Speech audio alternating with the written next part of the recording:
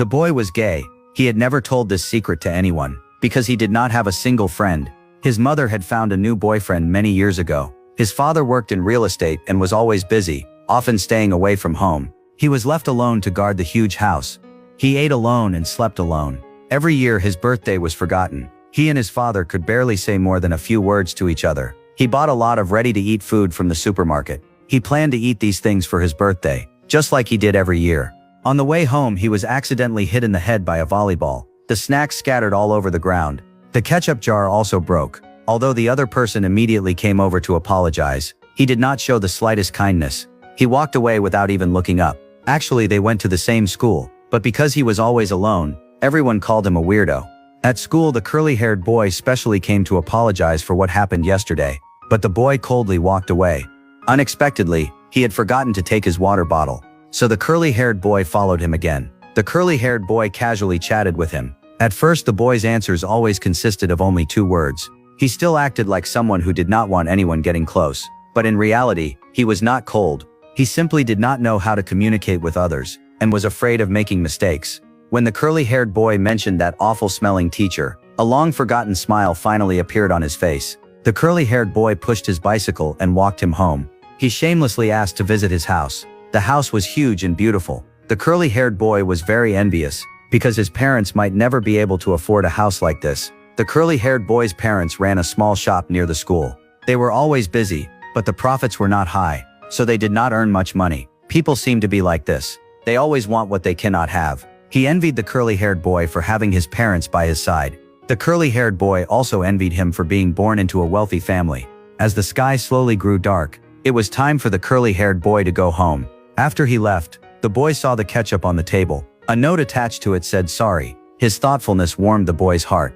The next day, they rode bicycles through the park and crossed the country roads. The sunlight was warm. The boy's smile was bright. The curly-haired boy happily introduced him to his mother. Today was about letting the boy experience his life. Organizing shelves and arranging the refrigerator were small tasks he did every day. He wanted the boy to understand him better. Through these simple moments, they became closer and more understanding friends. The curly-haired boy did not really want him to work. Sure enough, when the sunset arrived, the distance between them became much smaller. The boy brought the curly-haired boy into a forest. After walking through the trees, they found a quiet lake. In the past, his grandfather often brought him here to watch the sunset. After his grandfather passed away, he became alone. Whenever he came to this lake, he always felt that his grandfather was still beside him. Today was the happiest day he had experienced since his grandfather left. He was very grateful to the curly-haired boy's family. But once night arrived, the curly-haired boy had to go home, and he had to return to his dark world. His house seemed to have no sign of life at all. He really wanted to tell the curly-haired boy, "Take me home with you." His house was only a room. It was not a home. The curly-haired boy's house was what truly deserved to be called a home. Early the next morning, before he was even fully awake, the curly-haired boy appeared at his doorstep. He hurriedly pulled the boy along and set off. He kept saying that they were running out of time. When asked what was happening, he refused to say. When they reached the front door, he covered the boy's eyes with his hand. Okay, und jetzt warte hier und lass die Augen zu. Nicht schummeln.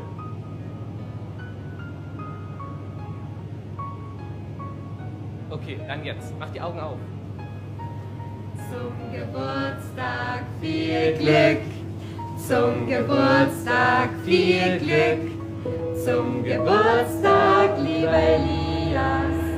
Zum Geburtstag viel Glück.